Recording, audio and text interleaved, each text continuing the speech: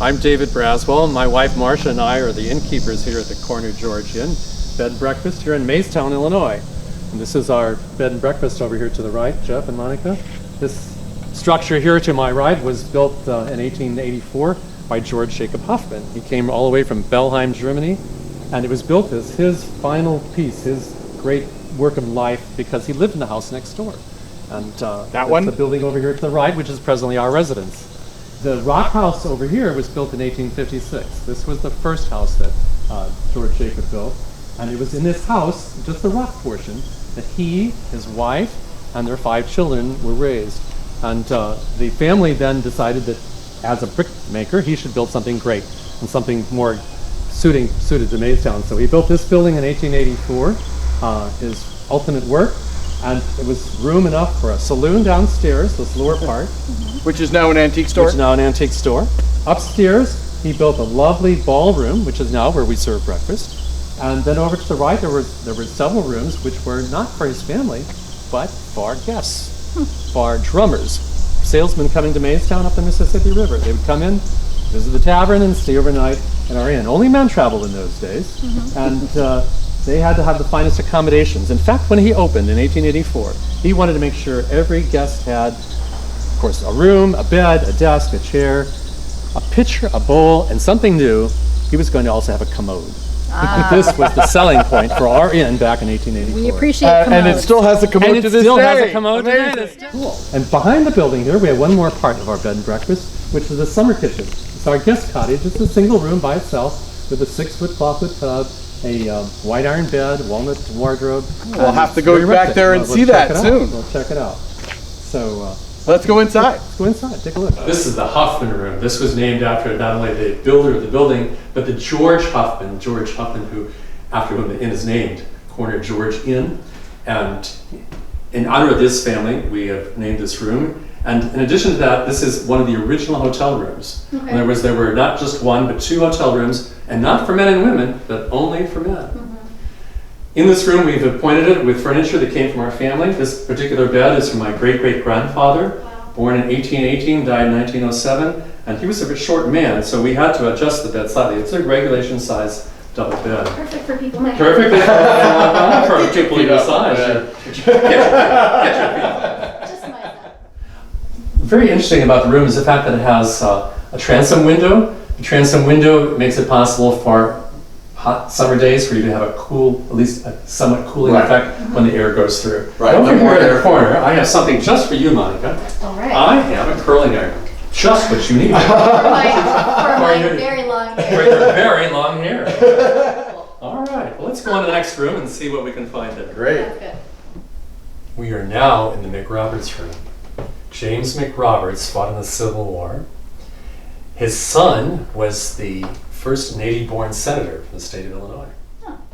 The room has also, on this particular door, the original paint that we found. Oh, wow. That dates back to the 1800s. And the black part, George Huffman, the second George Huffman, vulcanized tires. And we are confident this black is from his oily hands after vulcanizing tires, because we cleaned it off. The other side of the door, of course, features paint, which is the paint that we determined based on the old paint that we found here. So this one room here behind me and this door include colors that were original to the building. I love this little sitting porch. Just take a look out Let's here. go and look at the sitting porch right here, my favorite place. Yeah, this is great.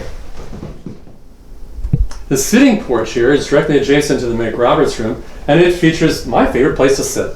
On Sunday afternoons when we had our guests and we want to have a chance to rest and read, or when our guests want to have a chance to rest and read, this is where they like to come. And in the fall and spring, it's a great place to sit because we can open those windows. Oh, it's Oh, I bet. Let's continue on to the dining room. Stone window. And wow, this room's huge. Well, it should be. It's 20 feet by 30 feet. Gee, they could dance in here. It's a ballroom. They did. It's not the ballroom. They danced in here. They had benches all around the edges. We were told this by a former historian and lady who lived here in town a number of years ago, and she said that her parents even met here in this ballroom. But there was nothing here but benches. Imagine a bench around every side, enough room for 30 to 40 people to dance, and a musician, a fiddler generally, who stood in front of the window there that you see in the distance there.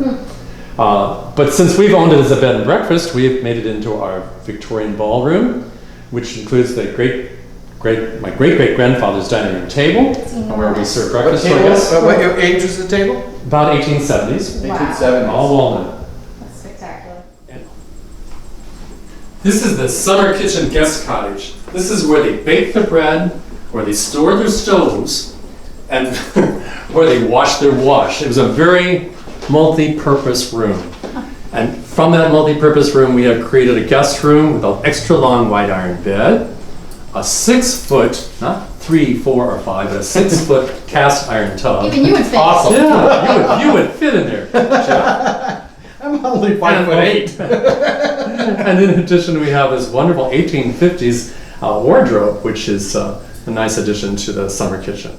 Up in the distance, you see some light coming through the window. That is light from the smokehouse, which means that at one time they would hang meats on strings here from these beams, and smoke would go by them and out the holes at the top. This door would be closed.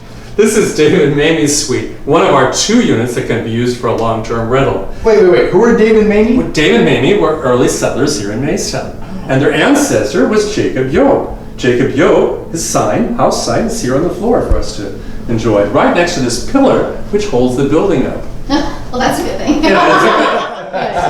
And outside is our lovely backyard. We encourage our guests always to go down to the creek and take a nice walk to see the beautiful setting in which Maystown sits. We're going to go next into Dave and Mamie's suite, bedroom suite, which features very tall, high wall wardrobe. I love all the high ceilings in these old buildings. You know, no air conditioning, you had to have high ceilings. Well, in those days they had no organ. Yeah, right. They didn't, and they had to allow the hot air to rise, and as hot air would rise, and more air would come in, and it would give them a sense of cooling. Then adjacent to this room, of course, is the bathroom with a clawfoot tub, and we've already seen one of those in the summer kitchen. Yeah, It's huge. that one is a big one. One other nifty thing about this building, the back windows are 6/6. Let me pull the curtain out here. This was for people on the backside of the building, which wouldn't be seen as much, and so use the cheaper windows. It was cheaper to have a 6/6 window, but on the side over here, larger glass costs more money, and the windows are taller and more stately, and it gives the appearance of a richer build, have more money having been spent, and therefore you will see a larger glass, 2 by 2. That's piece of interesting. glass and a larger window. So the 6 windows, which I always thought were more decorative and interesting, that's really just cheaper. That is right. Who knew? That's right. Hey, who knew? And the Beautiful two place, though. Yeah. It's an amazing whole bed and breakfast. All the different buildings and all the way they're all decorated with historical pieces. It's really an amazing, amazing place. I can't wait to eat breakfast tomorrow morning. Thank you.